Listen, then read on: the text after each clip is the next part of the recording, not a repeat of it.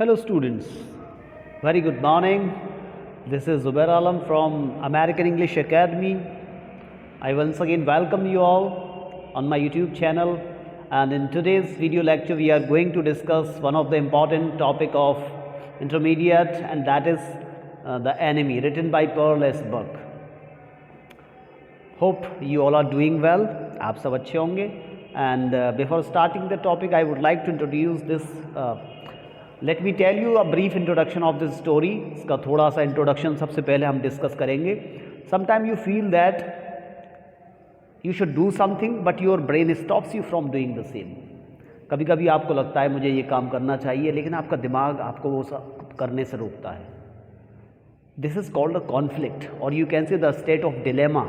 When you are unable to take the decision, जब आप फैसला लेने में असमर्थ होते हैं, फैसला नहीं ले पा रहे होते हैं कि मुझे ये काम करना चाहिए या नहीं करना चाहिए. Your heart tells you to do the same but your brain stops you from doing the same. This is called the conflict between the brain and the heart. A war, a fight between the brain and the heart. Okay, यानी एक लड़ाई जो आपके मस्तिष्क, आपके दिमाग और आपके दिल में चलती रहती है. दिल कहता है your heart tells you to do this but your brain stops you from doing the same. लेकिन आपका दिमाग आपको रोकता है कि आप ये काम ना करें. So this story, the enemy tells us the same fact that we can help the enemy on the human grounds. ये स्टोरी जो एनिमी है हमें ये बताती है कि हम अपने दुश्मन की मदद कर सकते हैं. कब? ह्यूमन ग्राउंड्स पर, मानवता के आधार पर, इंसानियत के आधार पर हम अपने दुश्मन की मदद कर सकते हैं. But we have generally listen from our forefathers and others that the enemies should not be helped at all. But this story, even I myself suggest you that enemies can also be helped on human grounds. लेकिन मेरा personal perception ये, और ये chapter भी यही बताता है कि एनिमीज़ की, दुश्मनों की मदद भी की जा सकती है ह्यूमन ग्राउंड्स पर, if they are unable to harm you, अगर वो आपको किसी तरह का नुकसान पहुंचाने में असमर्थ हैं तब. Okay, so let's discuss the points with you. A brief introduction of the story is given to you first of all on your mobile screen. Please go through it. The narration enemy, written by Pearl S. Buck, is a heart-rending portrayal of the conflict between a man's heart and the mind. As I discussed with you that this story is a portrayal of a conflict which is between a man's heart and the brain. ये जो कहानी है एक तरह का पोर्ट्रायल करती है, बड़े अच्छे खूबसूरती से दर्शाती है कि किसी व्यक्ति के मस्तिष्क में, उसके दिमाग में और दिल में किस तरह से झगड़ा चलता है. ठीक है ना. It tells you about the people, how can they be helped on the human grounds, especially the enemies. ये आपको ये बताती है कि दुश्मनों की मदद, यानी लोगों की मदद, स्पेशली आपके ख़ास तौर से दुश्मनों की मदद की जा सकती है. कब? ह्यूमन ग्राउंड्स पर, यानी मानवता के, इंसानियत के आधार पर. To hate enemies is natural and justifiable, यानी दुश्मनों से नफरत करना, this is justifiable and natural.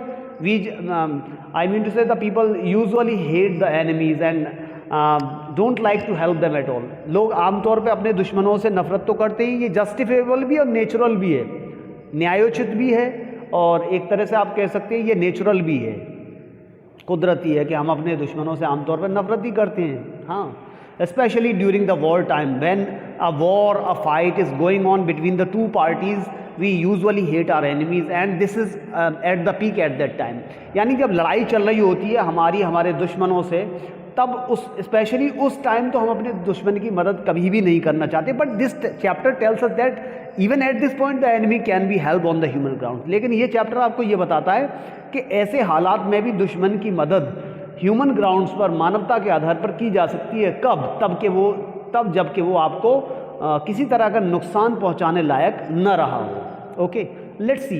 The story beautifully depicts how a human being rises above his prejudices to help a wounded enemy. This story tells you that how you goes up beyond the limits to help your enemies on human ground, especially during the war time. यानी आप अपनी prejudices को, आप अपनी नफ़रत को किस तरह से लड़ाई के वक्त भी तर्क कर देते हैं, हटा देते हैं अपनी नफ़रत को और अपने दुश्मन की मदद करने लगते हैं। This story beautifully depicts the same fact. ये कहानी बड़ी खूबसूरती से इसी बात को बताती है। So before going to the next point and telling you the summary of the story, I would like to introduce the main characters of the story. इससे पहले कि हम आगे की कहानी को डिस्कस करें डिटेल में, हम सबसे पहले इस कहानी के जो मेन कैरेक्टर्स हैं, मुख्य पात्र हैं, उनके बारे में बात करेंगे। Let's discuss about them one by one, एक एक करके उनके बारे में डिस्कस करते हैं। चलिए, so the main and the most important character of this story is doctor सदाओ। तो इस कहानी के जो सबसे इंपॉर्टेंट कैरेक्टर हैं, इस कहानी के जो मुख्य पात्र हैं, वो कौन है? डॉक्टर सदाओ हैं। ये डॉक्टर सदाओ कौन है? Doctor Sadao is a German doctor. ये जो है Germany, sorry it is a not German, doctor Sadao is a जापानी। Okay, he is from Japan, Japan के रहने वाले हैं। He is the best surgeon of Japan. ये जापान के सबसे बड़े सर्जन हैं, सबसे बड़े सर्जन हैं। And he is always dedicated to his profession. Further more he is a kind hearted person.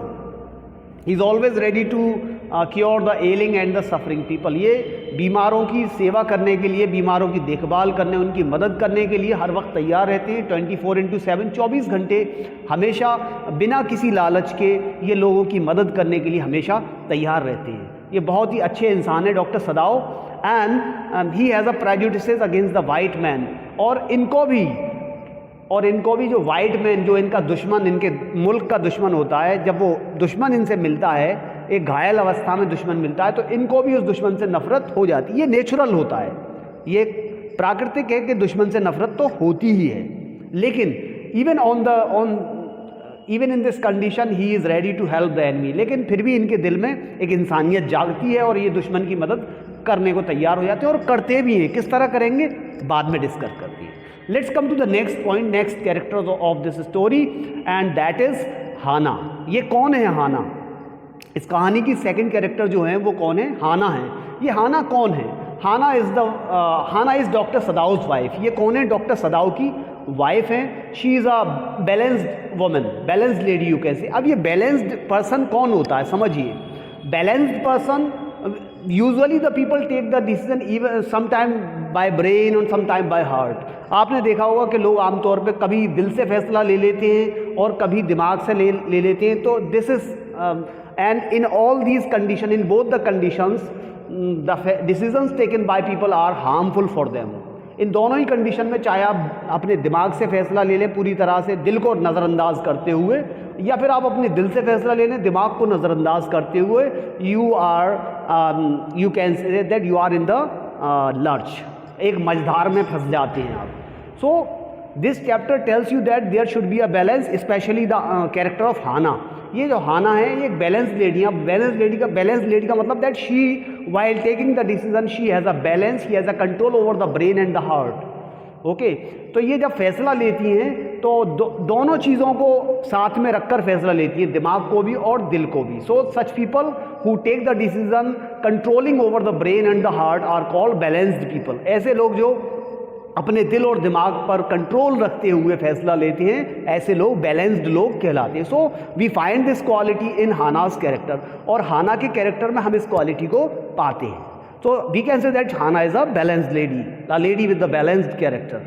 Okay, furthermore she stands with a husband.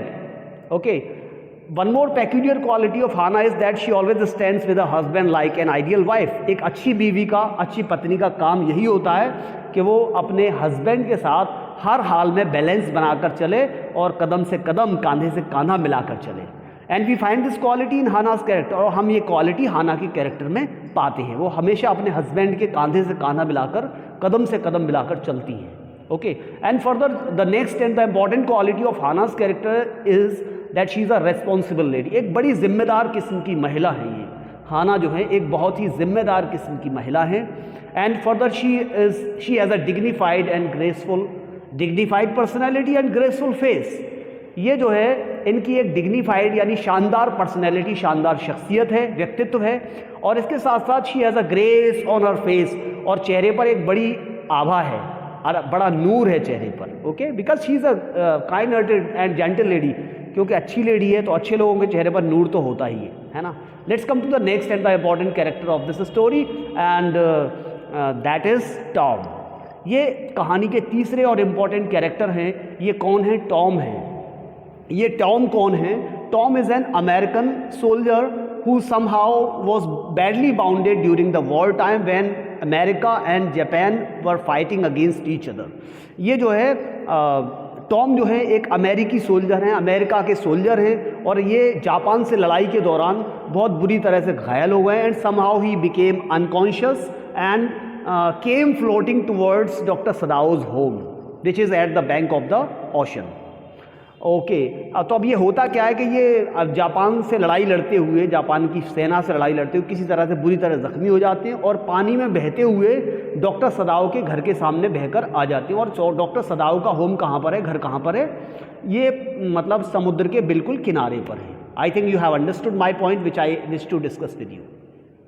तो this character Tom is the prisoner of war. ये जो है युद्ध बंदी है, यानी लड़ाई के जिन लोगों को बंदी बना लिया जाता है, इन लोगों को हम प्रिजनर ऑफ वॉर यानी युद्ध बंदी कहते हैं।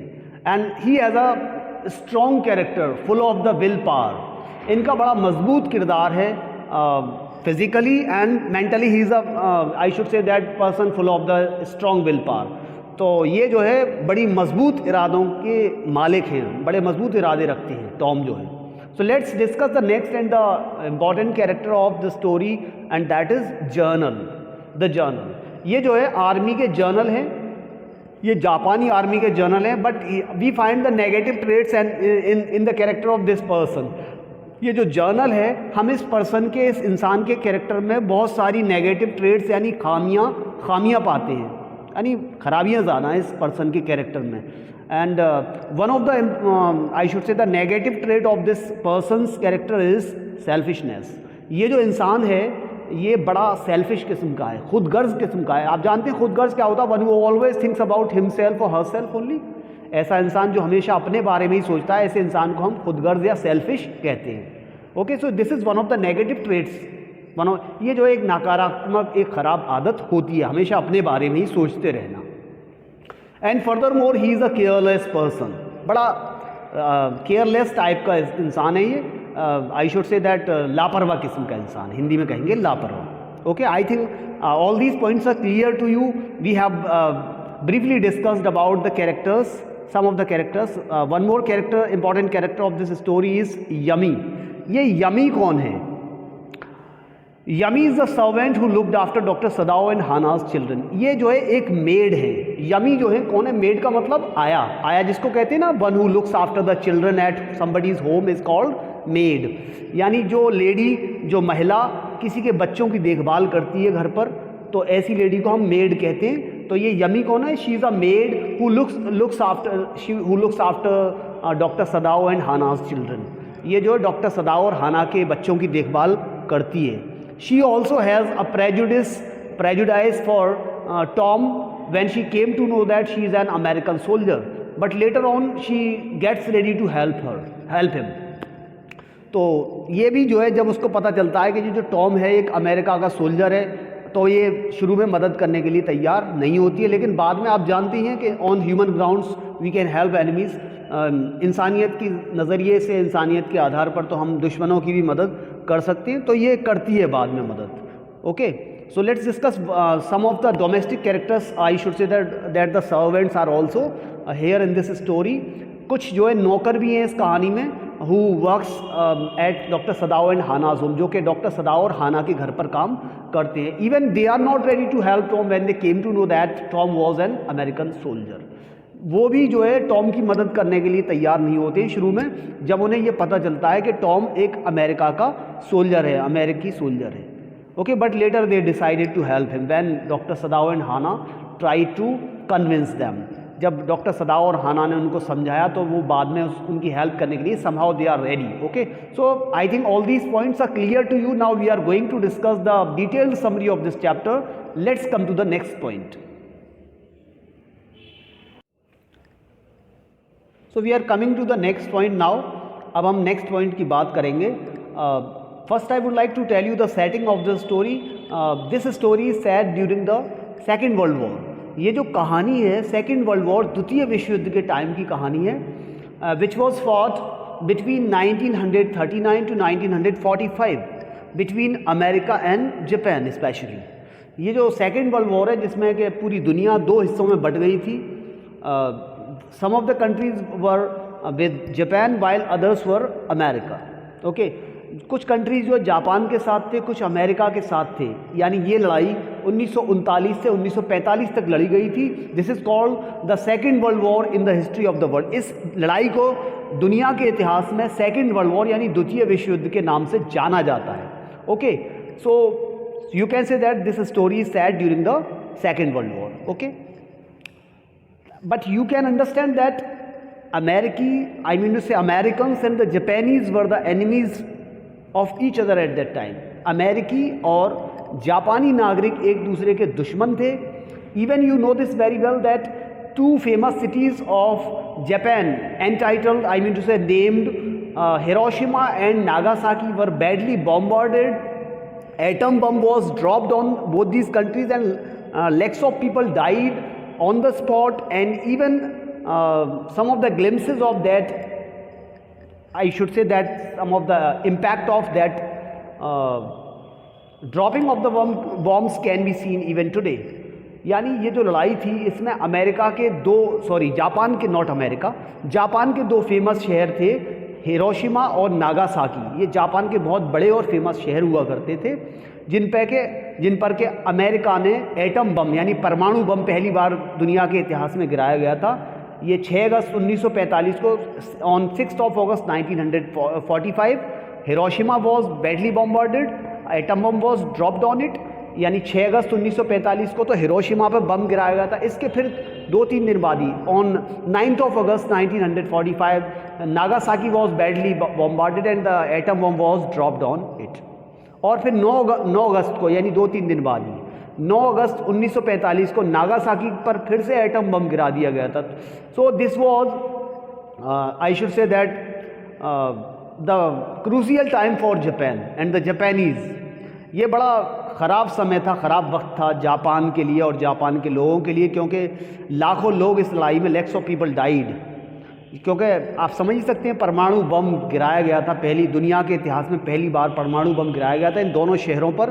और जापान जो कि दुनिया की उभरती हुई ताकत हुआ करता था उस समय, अमेरिका को ये रास नहीं आया था and Japan was badly destroyed. Japan बुरी तरह तहस नहस हो गया था उस दौरान। Okay, so this story set during this war time, और ये कहानी जो है इसी लड़ाई के दौरान पूरी सेट है। Okay, I think you have understood all these points well. आप समझ गए होंगे सारी बात ध्यान से। अब आगे चलते हैं, चलिए let's come to the next point. Now I am going to discuss with you summary of this chapter. अब इस कहानी की जो समरी है इसके बारे में डिटेल से बात करते हैं। Let's come to the next point. Doctor Sadao and his wife Hana stood outside their house. अब क्या होता है कि in the when the story begins, doctor Sadao and his wife Hana both are standing outside their home, house. अब ये क्या होता है कि डॉक्टर सदाओ और हाना कहानी के शुरुआत में ही अपने घर के बाहर खड़े हुए हैं। इनका घर कहाँ पर है? It is at the bank of the ocean. ये जो है समुद्र के तट पर ही है, बिल्कुल मतलब जहाँ पर पानी ख़त्म होता है वहीं पर इनका घर बना हुआ है। A man suddenly appears out of the ocean. अचानक से क्या होता है? That they saw that somebody was floating in the water। कोई पानी में बहकर आ रहा है। उन्होंने देखा कि कोई लाश, कोई बॉडी, लाश तो नहीं कह सकते, उन्हें लगा कि कोई बॉडी बहकर पानी में आ रही है। They ran towards him as it was a crucial time for the people। They thought that it was one of their countrymen। उन्हें लगा कि शायद कोई उनके ही देश का नागरिक है, जापानी है, तो वो जल्दी से उसकी तरफ दौड़े in order to help him, उसकी मदद करने के लिए। To their shock, he was an American prisoner of war who was badly wounded and had become unconscious. They became very surprised when they came to know that he was not a Japanese, but an American soldier, American prisoner of war who was somehow badly wounded and came floating towards their home.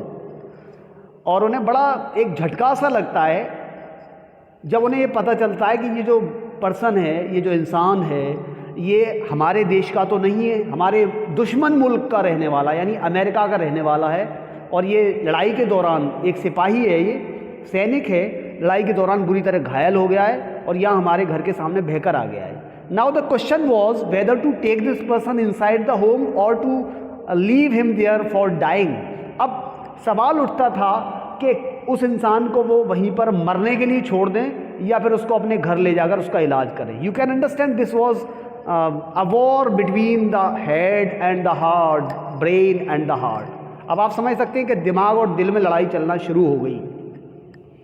आप समझ ही सकते हैं that at that time Japan was suffering from the crucial time. Okay, going through the crucial time, I should say that. बहुत बुरा time चल रहा था Japan के लिए. अब ऐसी कंडीशन में अमेरिकी सोल्जर की मदद कैसे करे? वो अपने दुश्मन की मदद, वो भी ऐसे दुश्मन की जिन लोगों ने उनके देश पर एटम बम गिरा दिया, बर्बाद कर दिया पूरे देश को. एक दो लोगों को भी नहीं, पूरा देश बर्बाद कर दिया. Okay, so in the beginning doctor Sadao and Hana were not ready to help the wounded soldier Tom. तो शुरुआत में तो डॉक्टर सदाओ और उनकी जो बीवी थी हाना इनकी मदद करने के लिए तैयार नहीं होते. पर बाद में क्या होता है? Let's come to the next point. Sadao is torn between his duty as a doctor and his loyalty towards Japan. Now there was a conflict. As a doctor, Dr. Sadao was compelled to help him. His duty was compelling him. His duty as a doctor was compelling him to help Tom. But his duty as a citizen of Japan was compelling him not to help Tom. अब एक doctor होने के नाते उसका जो फ़र्ज़ था उसको ललकार रहा था, बार बार उसको झकझोर रहा था कि तुम्हें इसकी मदद करनी चाहिए, चाहे किसी दूसरे मुल्क का ही क्यों ना हो. तुम्हारा काम मरीज़ों का इलाज करना है. डॉक्टर मरीज़ का इलाज मर्ज़ देखकर करता है, मरीज़ देखकर नहीं करता. उसका मज़हब देखकर, उसका मुल्क देखकर नहीं करता. तो ये ड्यूटी थी, ये तो इसको यही समझा रही थी कि इसकी हेल्प करो. But his duty as a citizen of Japan, as a जापानी, was compelling him not to help the person who belong to their enemy nation. लेकिन उसकी जो ड्यूटी एक अपने मुल्क के प्रति वफादार रहने की जो थी, वो उसको बार बार ये कह रही थी कि किसी कीमत पे इसकी मदद मत करो क्योंकि ये हमारे दुश्मन मुल्क का रहने वाला है. Okay, and it was natural, और ये होना भी चाहिए था उस time. As citizens having a sense of national loyalty, having a sense of national loyalty, they felt their duty to put the man back into the sea. As I discussed with you that as a citizen of Japan, their loyalty towards the nation was compelling them to put the man into the sea again to leave him for dying. उनकी जो जिम्मेदारी एक नागरिक, Japan के नागरिक होने के नाते ये बन रही थी कि वो उस आदमी को पानी में फिर से फेंक दें मरने के लिए. मरने दो, लेट हिम डाई, मर जाने दो. Okay, even though they faced open defiance from their domestic households, but their duty as a duty as a doctor and human being was compelling them to help a wounded person, whether he is from an enemy nation, whether he was from an enemy nation. लेकिन उनकी जो duty थी एक इंसान होने के नाते और एक डॉक्टर होने के नाते ये बनती थी कि वो उसकी मदद करें चाहे वो उनके दुश्मन मुल्क का ही रहने वाला क्यों ना हो. Okay, so they decided to take the wounded soldier named Tom inside their home. अब उन्होंने ये फैसला किया कि इस घायल व्यक्ति को अपने घर के अंदर ले जाया जाए. But when they tried to take the help from the households, I mean to say the servants of the home, they received the open defiance from them. They were not ready to help the wounded soldier who was from an enemy nation. लेकिन जब उन्होंने नौकरों से कहा, घर के जो servants थे उनसे कहा कि आइए और इसको अंदर ले चलिए, तो उन्होंने खुले ही तौर पर मना कर दिया कि हम किसी कीमत पर इसकी मदद नहीं करेंगे. ये अपने मुल्क से गद्दारी करने के बराबर है और हम अपने मुल्क के ख़िलाफ़ किसी कीमत पर नहीं जाएंगे. और ये सही भी था. They realise the risk inherent in harbouring an enemy. अब उन्हें क्या लगा that it was risky, much risky to take an enemy inside the home who was from an enemy nation. क्योंकि उनको बड़ा ये रिस्क वाला काम लग रहा था, जोखिम भरा काम लग रहा था कि एक दुश्मन को जो कि किसी गैर मुल्क का रहने वाला था और दुश्मन मुल्क का रहने वाला था उसको अंदर ले जाना और उसकी मदद करना. You can understand that it was completely illegal and against the constitution of some nation. But Dr. Sadao knew that he would not be arrested and condemned by the ruthless as he himself might need his services any time for an operation. But Dr. Sadao was sure that he would not be condemned, or even he would not be arrested or charged with some allegations by the ruthless and careless general who needed his help for an operation at that time. क्योंकि at that time general of army of Japan was suffering from some disease and needed Dr. Sadao's treatment. Okay, उस time जो था Japan की army का जो general था वो किसी बीमारी से पीड़ित था और उसका ऑपरेशन होना था. And you know this, I have already discuss the point with you that doctor Sadao was the best surgeon of the country. और डॉक्टर सदाओ इस देश के सबसे बड़े डॉक्टर थे, सर्जन थे, ठीक है ना. तो उन्हें पता था डॉक्टर सदाओ के कि किसी भी कीमत पर मुझे ये सज़ा नहीं दे सकता, मेरे ऊपर कोई चार्ज भी नहीं लगा सकता, मुझे अरेस्ट करके जेल में भी नहीं डाल सकता. क्यों? क्योंकि उसको अपना इलाज करवाना है. इलाज करवाने के लिए बाहर तो रखना ही पड़ेगा at least. Okay, so he was sure. The later plans to get rid of the American and promised to send people to do the needful. Okay, so Tom was taken inside the home and was cured properly. तो हाना ने और doctor Sadao और उनके house holds ने, उनके servants ने पूरी तरह से टॉम की देखभाल की. Later they came to know that how he was bounded and what his name was. बाद में उन्हें पता चला कि उसका नाम टॉम था और वो किस तरह से घायल हुआ और किस तरह से यहाँ बहता हुआ आ गया. And they decided to send him back to his country. और उन्होंने उसको उसके मुल्क वापस भेजने का फैसला भी कर लिया. बिकॉज टू से the presence of Tom was harmful for them at that time. उनके घर में टॉम की मौजूदगी उनके लिए बहुत ख़तरनाक साबित हो सकती थी, तो इसलिए उन्होंने उसको वापस भेजने का फैसला कर लिया. तो ये सब कैसे हुआ, let's discuss. However, the general forgot to do so. General promised Dr. Sadao that he would send that man Tom to his country, but later on he forgot. He forgot to do the same. General ने वायदा किया था कि वो Tom को यानी अमेरिकी soldier को उसके मुल्क भेज देगा, लेकिन वो भूल गया. क्योंकि मैंने बताया था, I discussed with you that he was a careless person and always thought about himself. क्योंकि बड़ा गैर जिम्मेदार इंसान था और हमेशा अपने बारे में ही सोचता था, स्वार्थी भी था ये. तो ये भूल गया कि इसको भेजना भी है. After a while as the American got better, doctor Sadao made arrangements for him to go to an island nearby. When Tom was completely cured, Dr. Sadao decided to send him back to his country through an island, I should say, which was in the nearby region. जो कि पास के इलाके में एक island हुआ था, एक टापू था, उसके थ्रू उससे होकर वो उसको उसके मुल्क भेजना चाहते थे और उन्होंने उसका सारा इंतज़ाम भी कर दिया था. From where he could try to get off enemy boundaries, and from that island Tom could easily go to his country. और वहाँ से, उस आइलैंड से होकर टॉम बड़ी आसानी के साथ अपने देश वापस जा सकता था. And he went there. Doctor Sadao made all the arrangements and send the enemy back to his nation. और डॉक्टर सदाओ ने और उनकी वाइफ हाना ने सारे अरेंजमेंट्स कर दिए, इंतज़ाम कर दिए, व्यवस्थाएं कर दी और टॉम को उसके मुल्क वापस भेज दिया. So this is the story which tells us that an enemy can also B help on human grounds. तो ये कहानी हमें ये बताती है कि हम दुश्मन की भी मदद कर सकते हैं ह्यूमन ग्राउंड्स पर, इंसानियत के आधार पर, मानवता के आधार पर. I hope that you understood all the points well. उम्मीद करता हूँ कि आपको सारी बातें अच्छे से समझ में आई होंगी. If you like this, okay, click the button, okay, subscribe my YouTube channel American English Academy and share this with your friends who are preparing for the board examination. Thanks a lot. Have a good day. Furthermore, I would like to discuss with you the point that I have given to you some of the textual questions, even the questions asked in the board examinations, and some of the short answers, long answers, and other questions which are very useful for you for the board examination and the others as well. So note these questions and their answers in your notebooks. Okay, thanks a lot. Have a good day. Bye bye.